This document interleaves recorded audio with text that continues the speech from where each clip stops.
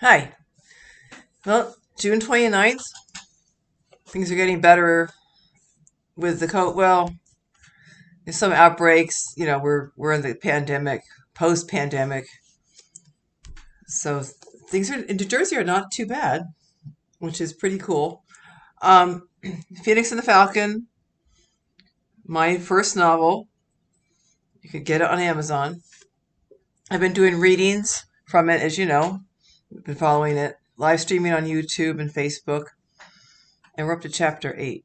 So as you remember, if you've been following Helena, who's been through really a lot, she lost her whole world twice.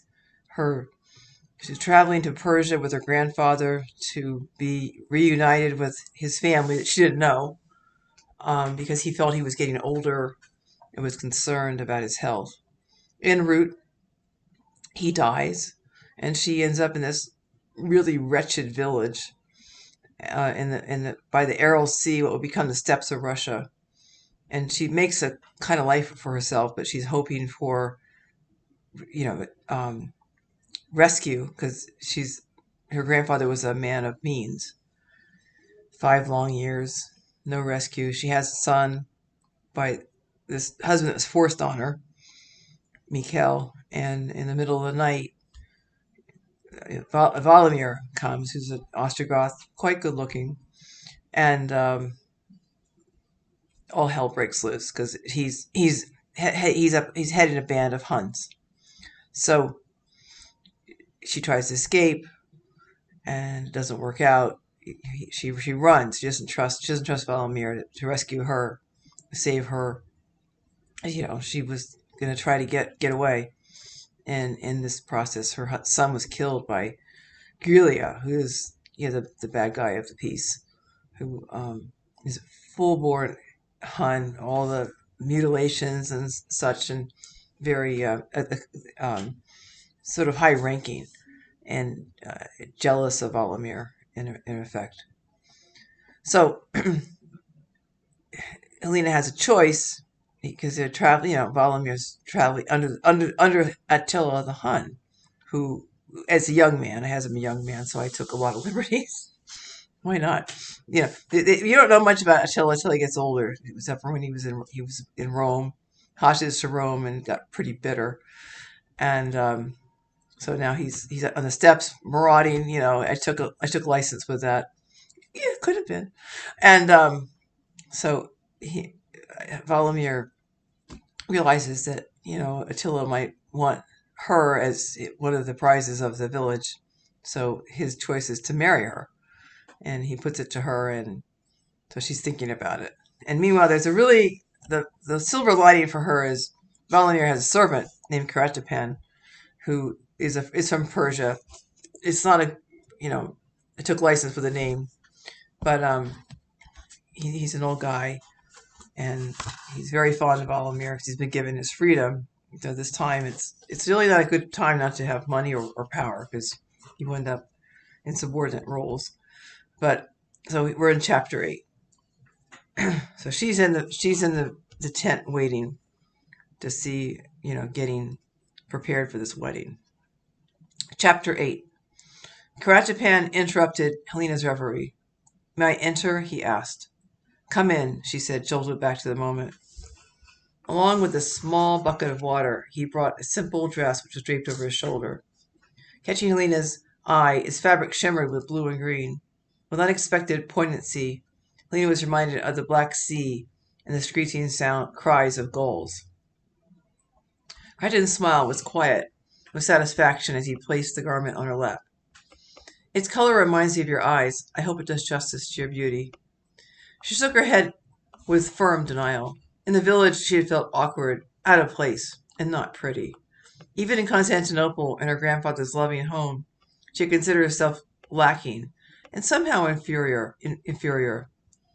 From hushed servants' gossip, she had learned her bloodlines were not pure Persian like her grandfather's, but mixed. Her mother had been Thracian, descended from the Celts, though Belusistram had often praised her intelligence. Even as a young child, she had sensed his disappointment that she looked more Celtic than Persian. His praise of her features had sounded hollow in her ears, especially as she grew older and more aware of his preferences. Yet, despite his prejudice, she had never doubted his love. More than once, Lena had wondered, had her mother lived, would he have acknowledged her, his only grandchild? She had heard several versions of her father's courtship of her mother. All agreed that he had been wildly in love to the point of being disowned. Her grandfather was fiercely proud of his ancestry, never speaking of Helena's Thracian heritage. Damning it with silence. On the rare occasions when anyone spoke of her mother, they never called her by name, just Michelia's wife. Her father had added to her confusion during a rare sojourn in Constantinople. Though she'd only been 5, she could still picture his face as he whispered that she had her mother's eyes. He stroked her hair, then her body. When she whimpered with fear, he had pushed her from his lap and stalked away. He left the next day. His farewell to her had been perfunctory, tainted by a cold, hard stare. When he visited her a year later, he visited again a year later, he had avoided her. After that, she hated her resemblance to her mother. She wished for her grandfather's eyes, so blue that they rivaled the richness of the sky. She came back to the moment. Thank you, Karatapan. It is more beautiful than I deserve. Your kindness is the true gift. You must have thought of it earlier than just this afternoon. His answering smile was warm. You are worthy of far more. He gave her a small bow. I'll be outside should you want anything. Alone again, she stroked the dress and realized it was made of silk. With care, she placed it on the sleeping pad. Her motions were slow, even pensive, as she sponged herself clean and rinsed her hair. Shaking her head, she set aside her melancholy, spraying droplets from her wet hair.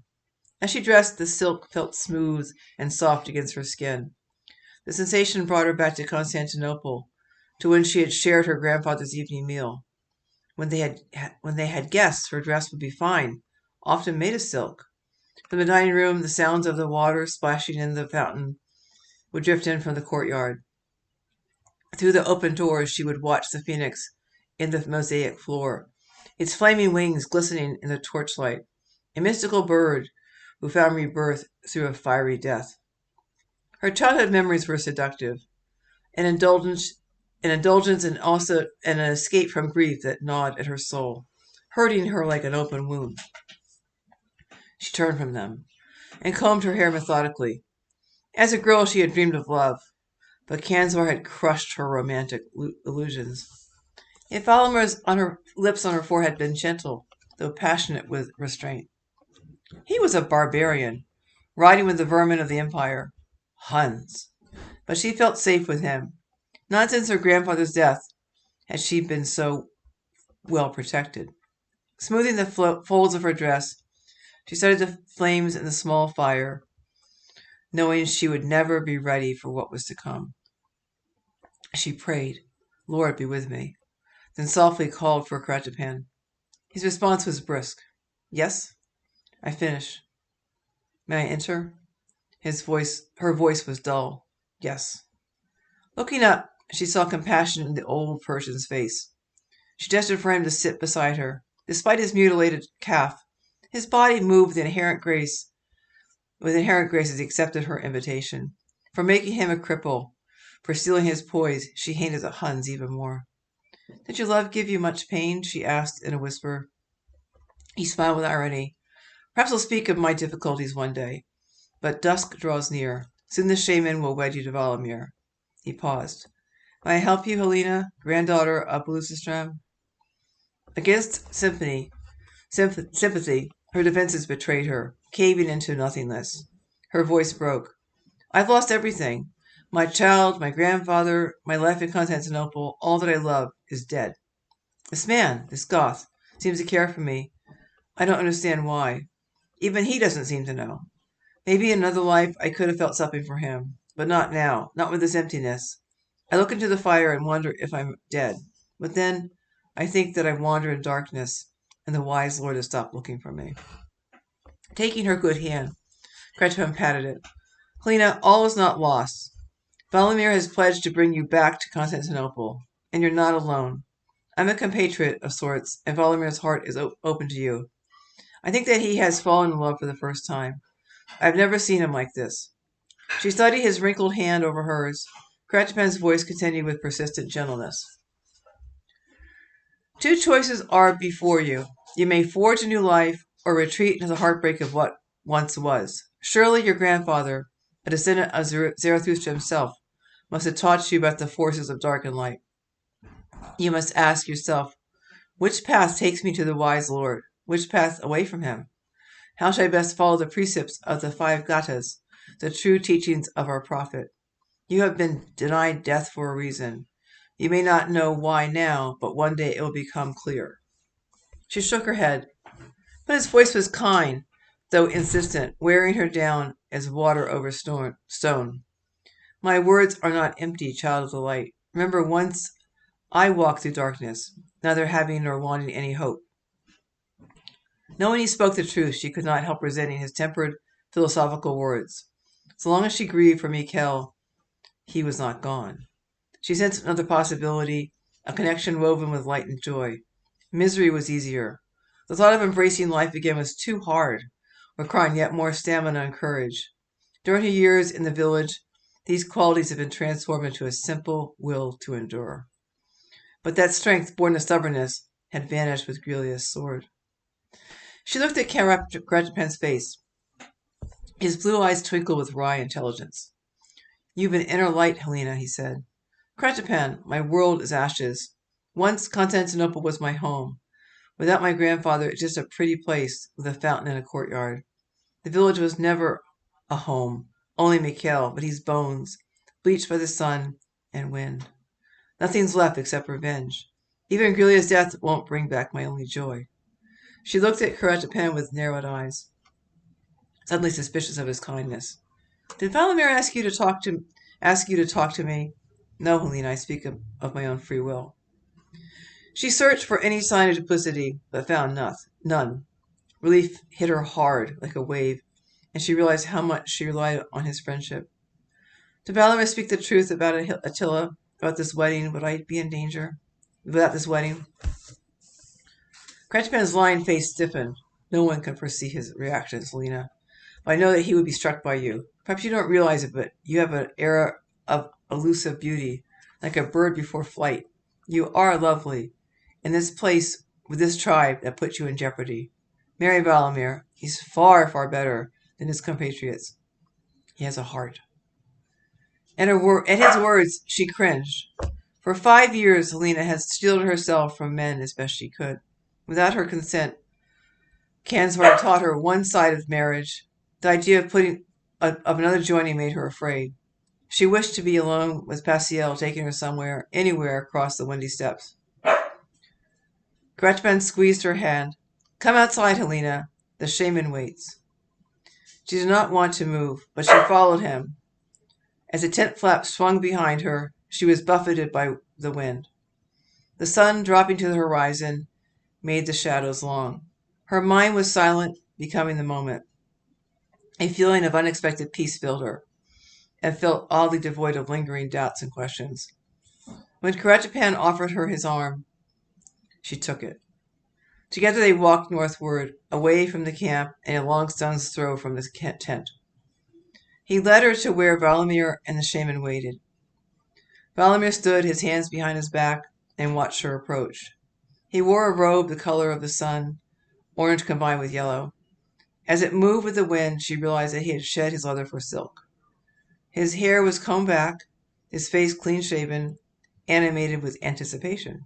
Thudamir was beside him, scowling first at her, then his brother. She did not acknowledge him, or the men surrounding him in a semicircle. They were irrelevant. Her eyes fixed on Valamir, her steps moved with him with Cratchit's slow pace, each movement bringing her closer to the blond Goth. As she reached him, the last of her fears fell away. She was like the drum beating slowly to the right. She was the fire in the circle of stones, and she was the setting sun. She was nothing and everything at once. Valamir's blue eyes kept her anchored to the ground. In silence she knew him. Cratchit joined her hand to Valamir's.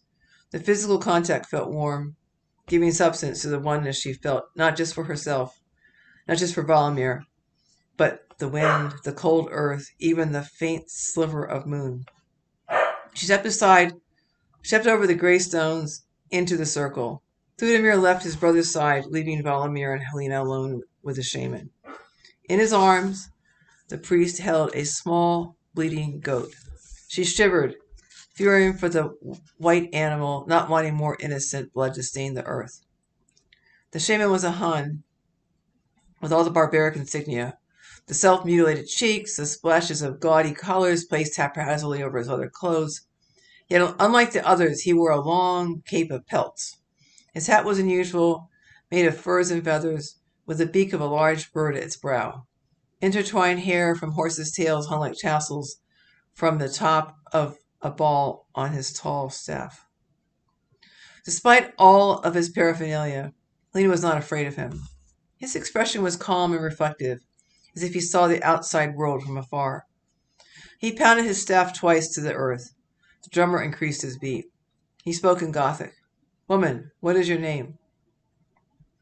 She responded in the same language. "Helena, daughter of Michaelia, granddaughter of Lucifer of Constantinople."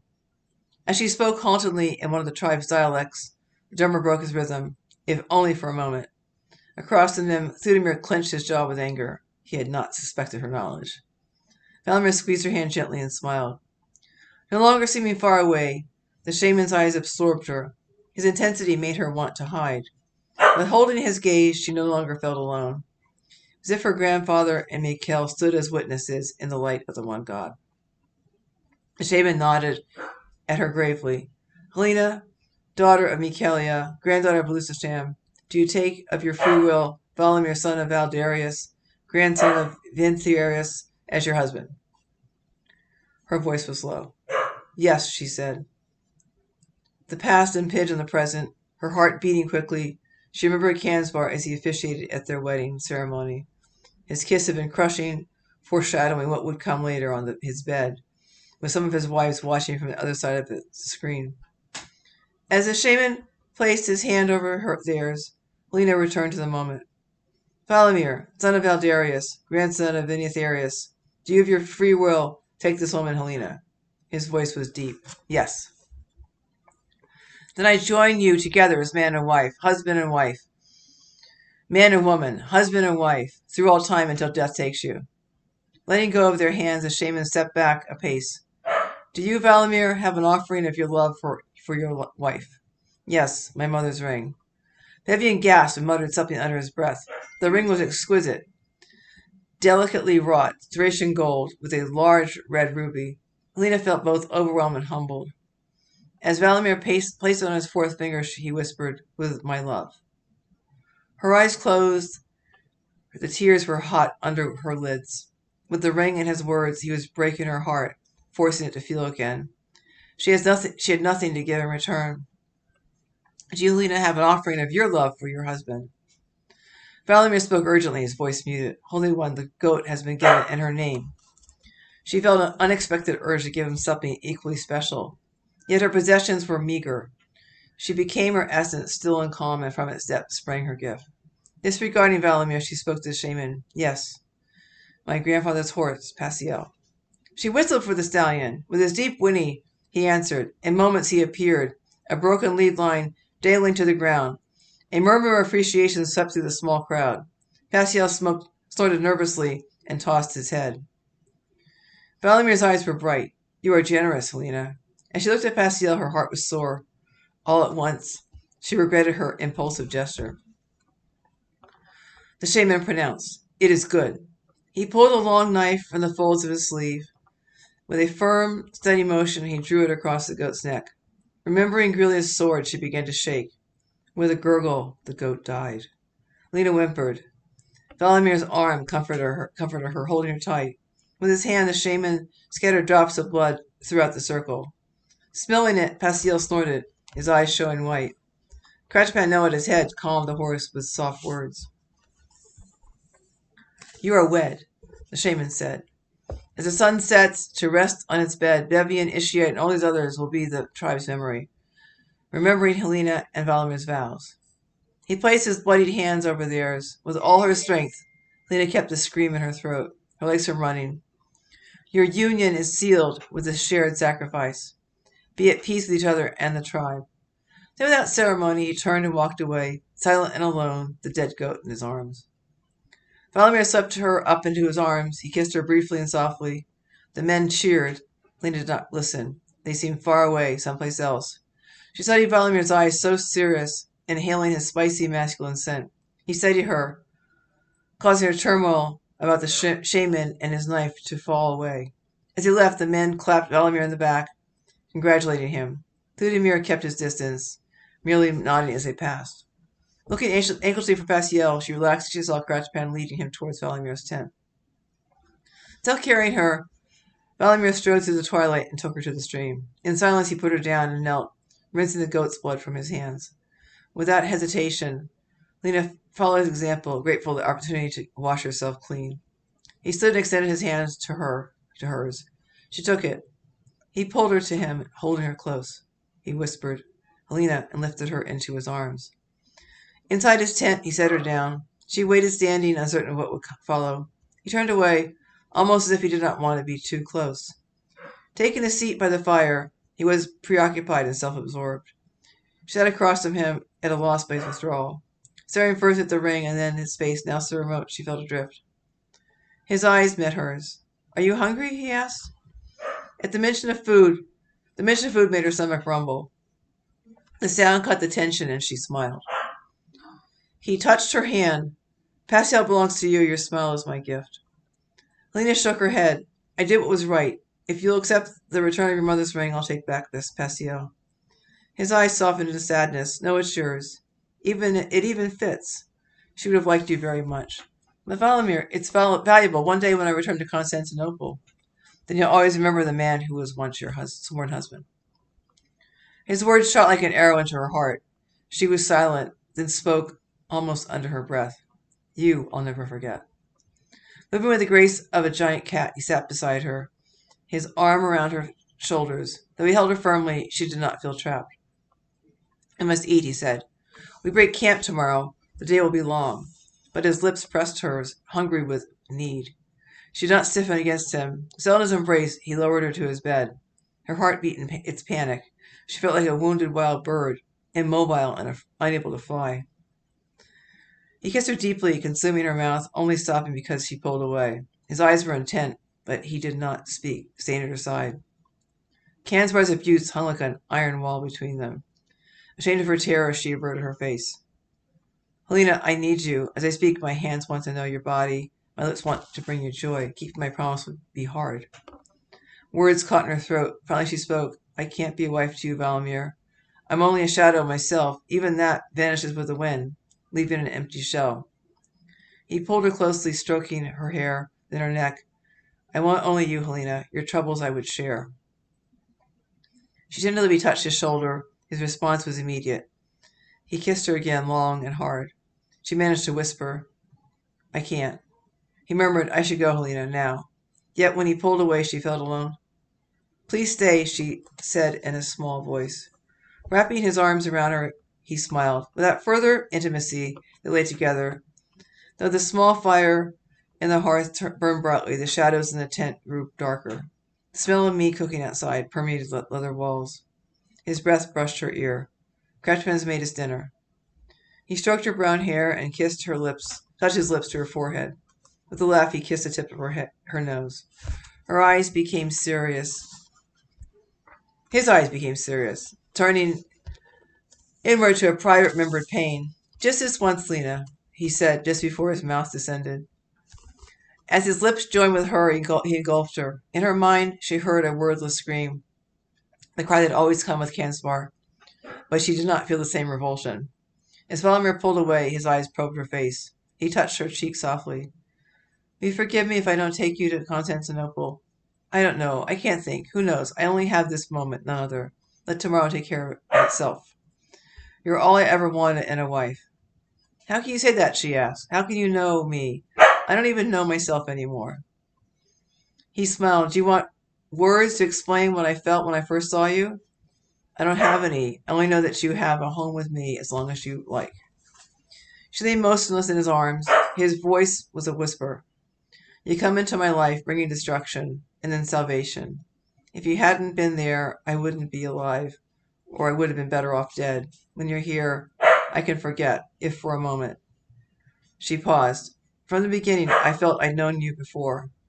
Beyond that, I can't say, Valamir, except the tent feels empty when you're gone.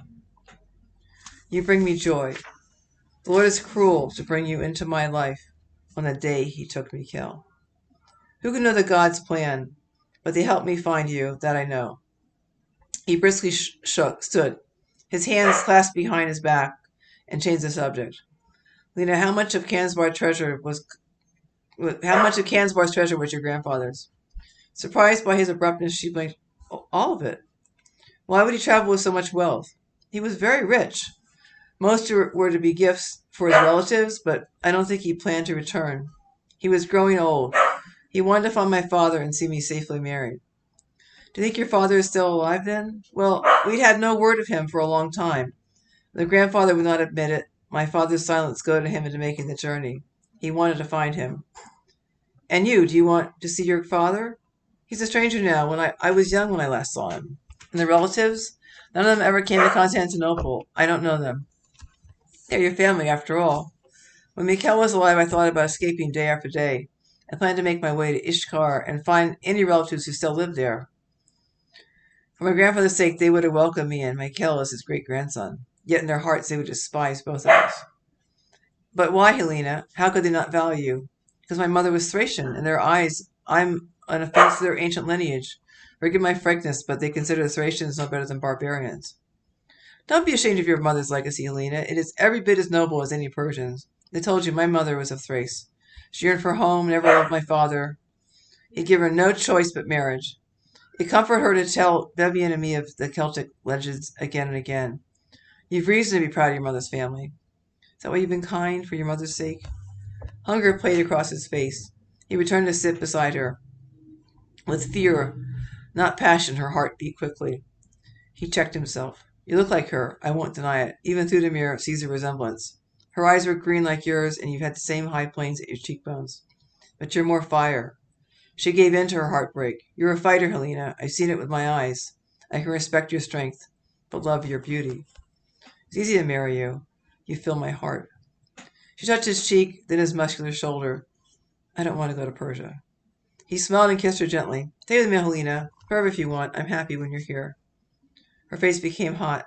She blinked away tears. I've never known anyone like you. He laughed. Good. Then he sniffed the air. The meat is done. I'm hungry, Cratchipan. They waited by the fire. Cratchipan came inside quickly. His keen eyes searched her face. His smile was soft. On a large leather plate he carried meat and some flat bread. As he placed it before him, his expression turned serious. Ishiat had sighted them. They returned. Valamir was casual. Many captives? He saw only one. Only one? Watching Valamir tear through his meal, Cratchipan nodded. Helena's appetite had vanished with the news. Did anyone manage to kill Grilia? Valamir asked. He survives. Too bad. Valamir turned to Lina and spoke with strong conviction. You must not act against him. He's Attila's cousin. I couldn't protect you against the lawful revenge. At the mention of Grilia, her throat tightened. You must promise to wait, Helena, he said, or I'll have to take measures for your own good. She was vehement. What do you mean? I'll risk your hatred and keep you tied in my tent, Cratchipan. Tell her about the punishment for the theft of Grilia's blood. Even if you only wounded him, the Huns would cut off your nose, then your ears. If you somehow managed to kill him, your death would be hard and very slow.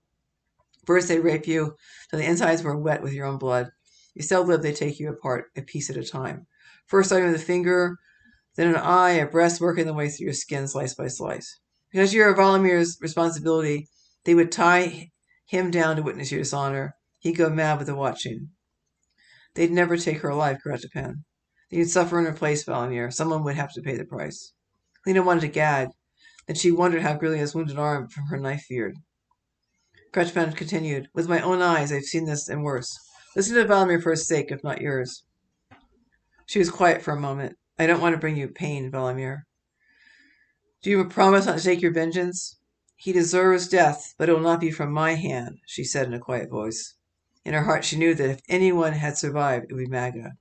With her knowledge of poisons, Maga would be able to exact revenge on Grilia. He would not have been gentle with his freshly captured prey. Helena's expression became distant, as if far seeing, as she wished Maga success with their tormentor. So that's chapter 8. So you might have heard my little dog barking. That would be Mindy. She's a cute little Sheltie. She's unfortunately pretty blind, so I should have. Sometimes I'll have her outside with her brother, but so at some point I'll have one of my dogs. I'll show you the cute Shelties. So anyway, I will read chapter 9 next week. Um, it's been fun doing this. So we have more to read, but if you really want, you can get this book on Kindle, and I'd appreciate it. And subscribe to my YouTube channel if you think of it, and just have fun. I'm having fun with this reading and enjoying it. So have a good night. I'm going to sign out. Got to put my glasses on. I can't see up close anymore. Take care.